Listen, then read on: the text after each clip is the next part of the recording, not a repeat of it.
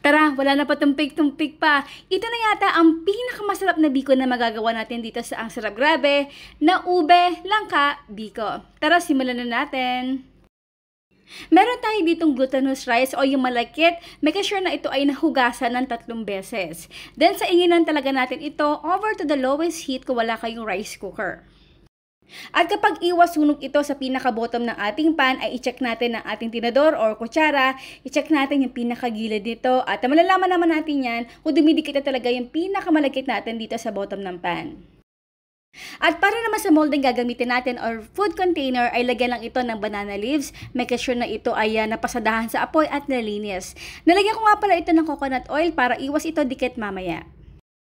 Dalawang flavor ang gagawin natin ngayon kaya naman dinivide ko yung ating sinaing kanina sa 2 piraso. Yung isa, eto ginagawa natin na ube flavor. So ang pinagamit ko talaga dito ay ube essence pero kung meron kayong talagang ube halaya ay maglagay lang kayo kahit mga 1/2 cup ng ube halaya. Kung ube essence naman, depende yan na yan sa inyo kung gaano ka-vibrant pa yung kulay. Dagdagan nyo lang ng konti para hindi ito pumakla or pumait.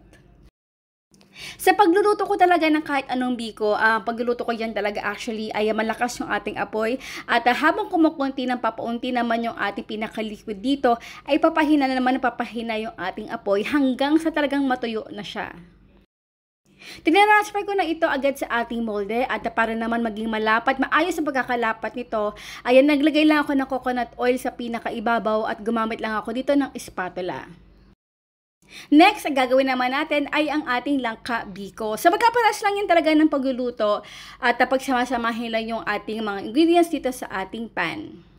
Nga pala huwag kalimutan na lagyan ng mga pampatamis natin ng asin para ito ay talaga namang ma-enhance pa yung pinaka-flavor nito.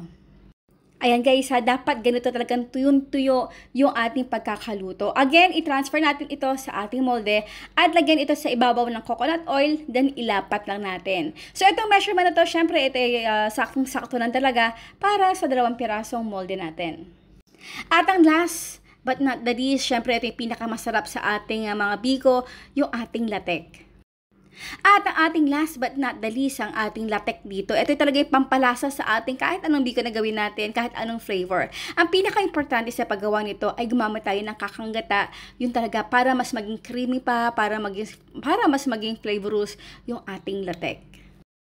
Again, sa mga walang oven, ito ay optional lang naman talaga. Pero kung meron kayo, mas maganda kung tutustahin natin yung pinaka-ibabaw ng ating latek. Again, kung wala kayo nito, okay lang yan. This is ready to serve. Nga pala, ito ay na-bake ko lang for 30 minutes at kung wala naman kayong ganitong klaseng oven, pwede tayong gumamit ng torch. Wow, diba guys? Napakaganda po. Pwede pang ibenta at pwedeng gawin lang sa bahay. And now is done our ube langka biko with latek. So guys kung meron kayo iba pang request ng flavor na gusto nyo magawa natin dito sa Ang Sarap Grabe, paki-comment naman sa comment box section. Aba, syempre, ito hindi mawawala ang tanong ni Mama Shirley. Anong 2 flavor ang ginawa natin dito sa ating biko? Ang inyong sagot, syempre, sa comment box section. Bye! Sarap grabe, sarap sakap din ito.